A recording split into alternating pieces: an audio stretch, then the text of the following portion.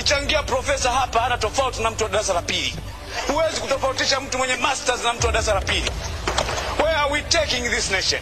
Watu wenye akili kubwa wanaweka akili zao mfukoni kwa sababu ya ushabiki wa kivyama, badala ya kukaa tukadiscuss tukatoa matatizo yetu hapa. Problems cannot be solved by the same level of thinking that created them.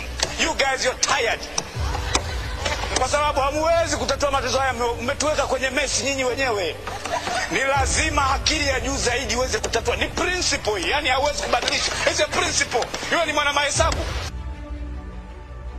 Leo Day2 News tunakuletea kumbukumbu ya hotuba maarufu zaidi kuwahi kutolewa bungeni na aliyewahi kuwa mbunge wa jimbo la Iringa mjini, Mchungaji Peter Simon Msigwa. Mchungaji Msigwa ambaye alikuwa mbunge wa jimbo hilo kwa miaka 10 kuanzia mwaka 2010 hadi mwaka 2020 kupitia Chama cha Demokrasia na Maendeleo Chadema, alitoa hotuba hiyo iliyojitwalia umaarufu sana mnamo mwezi Juni mwaka 2012 na mpaka leo haijasaulika. Hotuba hii haikujizolea umaarufu hapa Tanzania tu, bali ilisambaa katika mitandao ya kijamii na hata Facebook na kujitwalia umaarufu mkubwa katika mataifa ya Afrika Mashariki yanayozungumza Kiswahili na Kiingereza ikiwemo Kenya, Uganda, Rwanda na Burundi.